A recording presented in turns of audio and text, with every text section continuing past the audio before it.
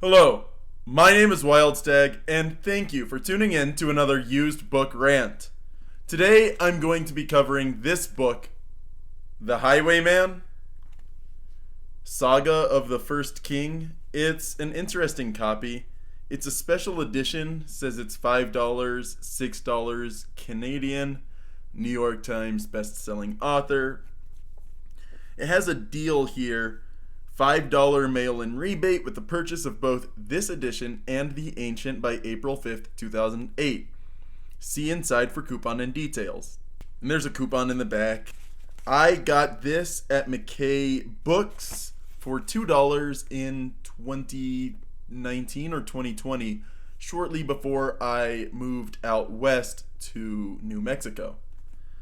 I never actually got around to reading it until just a couple months ago, and I still have a couple books from that visit at McKay's that I still haven't read, including Ed Greenwood's The Kingless Land and The Vacant Throne, both of which are on that shelf right there. So it takes a while for me to get to some books.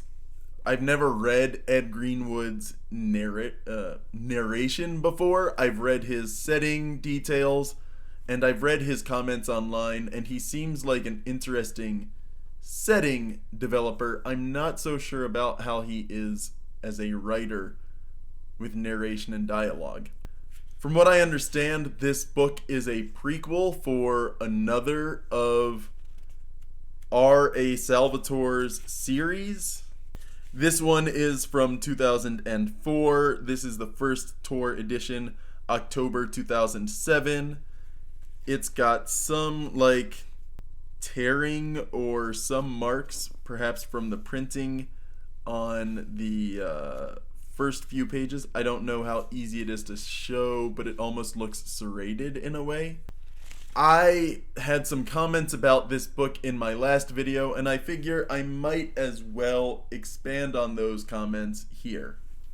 So the story of The Highwayman is the story of a swashbuckling character, a hero kind of similar to the way Dritz Do'Urden is ostracized by basically all of his overworld. The Highwayman is similarly ostracized by the rest of the world because he is born horribly maimed and disfigured.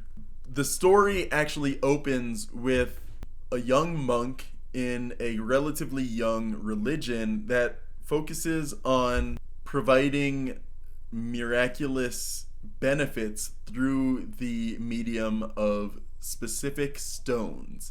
And certain stones have different effects. So one stone can be used for healing, another can be used for protection, another can be used for effects of the mind, and another can be used for sending out blasts of electricity. It's like if D&D casting required specific foci for different kinds of spells. And I think there are some alternate rules within 3rd edition that allow you to do just that. This book is unusual because it opens with the story of the parents first, so that that young monk is going out into the world. He is sent on a mission to convert and to proselytize, but he ends up meeting a monastic society in some mountains to the south. It's implied if the story is in a European-esque setting, that the monastic society he finds is in the Arabic Saharan area, something to that effect. And what Bran, the father in this story, does is he goes out and he has almost too open of a mind, because he settles in with this monastic society and finds that they are capable of doing things very similar to what he can do with his stones, but they do through self-meditation and self-growth, self-actualization. While working with them, he is tasked with going through their self actualization practices, and he is instructed in translating their sacred text into his language. He also meets a beautiful young woman about half his age, but just as mature as he is, and she is finishing her full induction into this monastic society, which includes a sword making ritual, and uses like the whole like folding the blade in so many times, but in this case it's folding the blade basically one time per day for years on end. And when she finally finishes, it is a blade of unparalleled make in the European-esque setting. Whereas in her setting, her like land, there are other blades of equal make, but those don't really leave that monastic society. So she travels with her husband, the monk, and they travel to his land where in the 20 years he's been gone, the religion has expanded significantly. It is sponsored by many lords, and the older religion is kind of fighting. It's the older shamanistic religion fighting the newer monotheistic religion. Bran, the monk, he shows up. He says, "Look at what I've learned. There are other people capable of doing these things in the world." And he's told, "You were told to convert them, not to fall to their pagan ways." He's sent to submit himself to the highest authority within their religion. He's expected effectively to die on the road. And his wife is pregnant with the main character, the Highwayman, and she uses, separate to all of this, there is a pregnant woman who had cheated on her husband. She had become pregnant with another man's child, and she is sentenced by the old ways to death by an adder, a venomous snake. Bran encounters her alone in the wilderness and immediately tries to help her, saves her from some like powries is what they're called, but they're like fey blood cap kind of creatures. They dip their hat in the blood of a fallen enemy. They gain strength and power. He saves the woman by using his healing abilities with the rock he has, and she does the same as well. He can only heal the injuries, but she can remove the poison, but in so doing bring some of the poison into herself, and that causes her child in her womb to be affected by that poison. That child is paralyzed at birth. This causes a lot of political shenanigans, and Branson is born, and then very shortly after is orphaned, and Bran, the monk's best friend, takes care of Branson, and Branson is crippled. He is unable to really grow like any of the other young boys his age. There's a war going on between the two regions, north and south. I think it's actually east-west, but the two main regions in the European-esque setting. In addition, those tend to be sponsored by the same religion.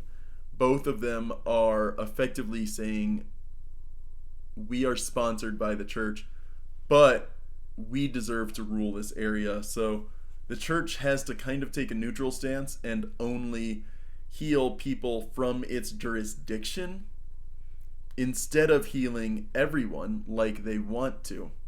Along comes Branson. He's now a full-grown adult, and he finds that through reading the book that his father wrote down, he is able to use those techniques that his mother had learn, and he's able to move around more confidently, but he's able to move around properly without full meditation if he is in physical contact with one of the stones that his father used for healing. In effect, that rock becomes his rock, his foundation. So the story then evolves from there, whether he is going to be that swashbuckling highwayman, how well he does it. All of it is based in that foundation. He is a young, crippled man who can only function if he's in physical contact with a stone, but he uses those moments of capability to protect people he loves, including the young woman who once upon a time protected him and now is a beautiful young woman who is being preyed upon by all sorts of bad people. She is the object of his desire. He has the same kind of edgy brooding that Dritz Dowerden has, which is like, I'm not good enough for her because I'm just crippled. How could she ever love someone so crippled? It gets incredibly repetitive. And I get that that's the kind of thought someone might have, but it's the only kind of main character I've seen R.A. Salvatore write, which is that brooding, edgy, no one can really love the true me kind of character, when in fact, obviously, everyone around that person loves them for the person they are, and they're just too edgy to actually see it. So it's kind of obnoxious in that way because of that issue. So yeah, that's the plot gist of it, and I don't know. I just think R.A. Salvatore can be flashy when writing combat, and he's interesting when writing encounters and like developing scenarios, one encounter leading to another. He's not great at writing characters, in my opinion, and since that edgy character has to be the forefront of every story, it's honestly kind of boring. That changes somewhat in the second book, The Ancient, but that's primarily because The Ancient focuses on other characters. It's an ensemble cast rather than focusing almost exclusively on the Highwayman. So I'm not the biggest fan of it because of the way it's just repetitive and boring to read that kind of character. Like I said earlier, I paid $2 for this, and at 400 something pages, it was worth $2. I don't think I would willingly pay more than $2 for this book. And that is about as good a praise and damning a condemnation of this book I can give. My name is Wild Stag, and thank you for tuning in to another used book rant.